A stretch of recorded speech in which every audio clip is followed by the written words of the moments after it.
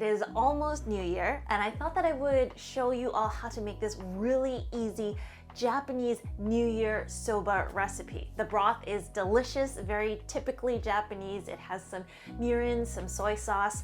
Usually you put in like a dashi fish broth in it, but we're going to be making it with a kombu broth, so uber easy. So this dish is usually eaten on December 31st, so New Year's Eve.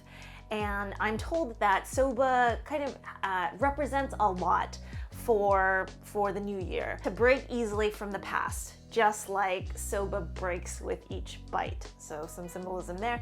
And then also eating soba to gain strength and resilience, just like the tough buckwheat crop. So that's from Just One Cookbook if you guys want to check out some of the symbolism there. But yeah, I wanted to wish you guys all a safe and happy and healthy new year, and I hope you guys all enjoy the recipe.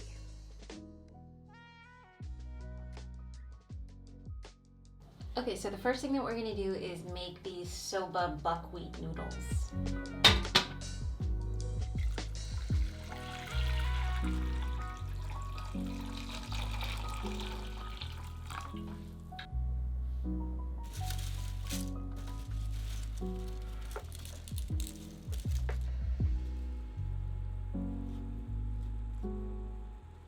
So we're just gonna cook it under packaged instructions, and then afterwards just run it under some cold water.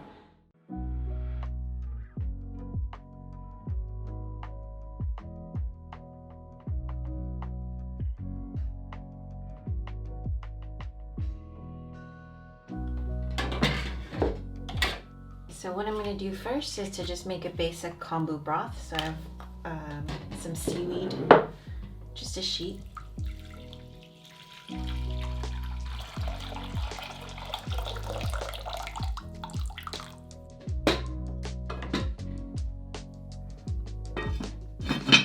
I'm just going to bring that to a boil and then turn it off.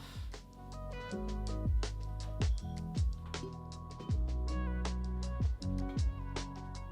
just going to take this out. It's nice and infused. And then we're just going to add in the rest of the ingredients for the broth. Recipe is going to be down below, but I have some soy sauce, some sugar, and then also some mirin, which is like a sweetened rice wine. And mix all of that together. And then you just want to make sure that it's warm before you pour it over the noodles.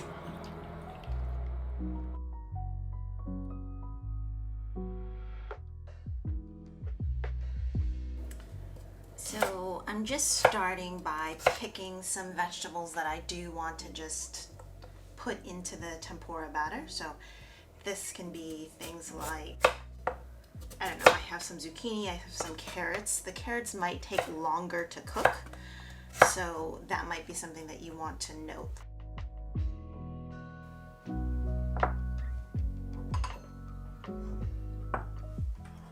Okay, so now we're going to make the batter, and the batter is actually quite easy to do. Some people use an egg just to add some color, some richness, but the basic things are basically that you use a low gluten type of flour. So here, what I have is a mix of all-purpose flour and then some cornstarch.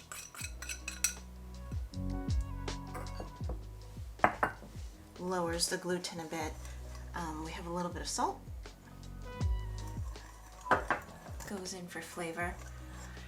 And so I guess this is the important part. So some people might put like a fizzy water, some people might actually put beer. So you can do it either way, but either way it has to be super cold, because the idea is that the coldness of the water helps the vegetables, helps this batter stick onto the vegetables.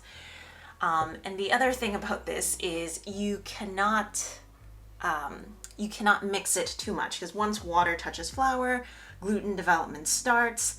You don't want to overmix it, and at the same time you actually want to leave some unevenness in the batter, because then that produces some of the crunchy bits as well, so it's like kind of a little bit more lumpy there. So I guess the technique is really just, someone said make figure eights just a couple times. So just until this kind of comes together.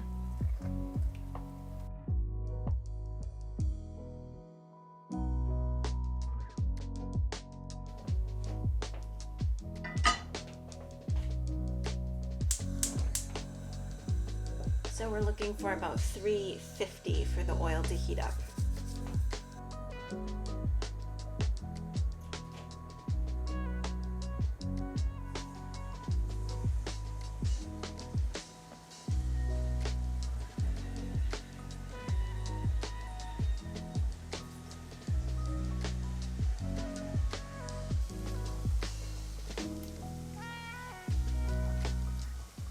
And with tempura, it's not supposed to get too dark, so you want to keep an eye on that as well.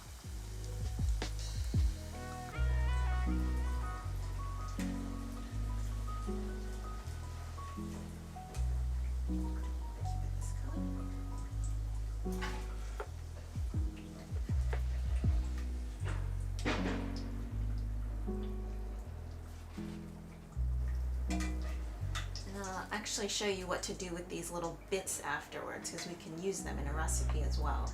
So just fish those out. So afterwards you might have some leftover batter, or you can make the same thing but just thin it down a bit so that it kind of runs down your finger. And this is how you would make tempura flakes.